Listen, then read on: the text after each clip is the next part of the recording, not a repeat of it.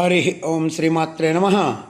లలితా సహస్రనామ పారాయణలో భాగంగా ఈరోజు అమ్మవారి నామం 910వ నామం, 2 అక్షరాల నామం సౌమ్య. ఈ నామంతో అమ్మవారికి నమస్కారం చేసుకున్నప్పుడు ఓం సౌమ్యాయ నమః అని చెప్పుకోవాలి.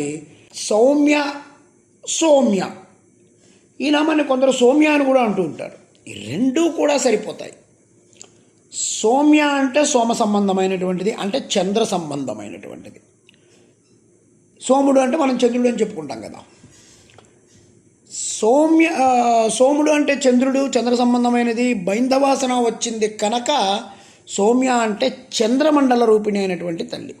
అమ్మవారి విద్యల్లో చంద్ర విద్య కూడా ఉంది. ఇదంతా యజ్ఞస్వరూపం.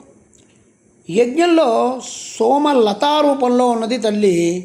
ఈ సోమలత రసాన్ని యజ్ఞంలో హవనం చేస్తూ ఉంటారు. ఈ సోమలత ఒక ఔషధి, అది యజ్ఞ ద్రవ్యం. సోమము అంటే రసం అని చెప్పుకోవాలి. రసమున్న లత సోమలత.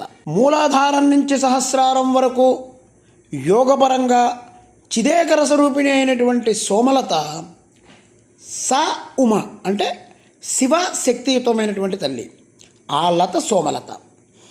ఇది ప్రతి వారిలో కూడా మనకి కుండలిని లత, అది సౌమ్య, ఉమాసహితుడైన పరమేశ్వర స్వరూపంగా ఉన్నటువంటి తల్లి.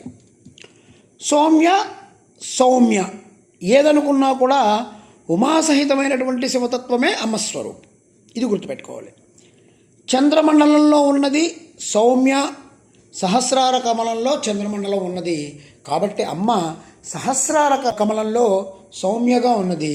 బ్రహ్మానంద స్వరూపమైనటువంటి రసమే సౌమ్యము. దీన్ని పానం చేస్తున్న ఆనంద దశ మనకి సౌమ్య దశ అంటాము. ఓం ఐం హ్రీం శ్రీం సౌమ్యాయ నమః. ఓం శ్రీమాత్రే నమః. ఓం శ్రీ మహారాజ్ఞ నమః. శ్రీమత్సింహాసనేశ్వర్యే నమః.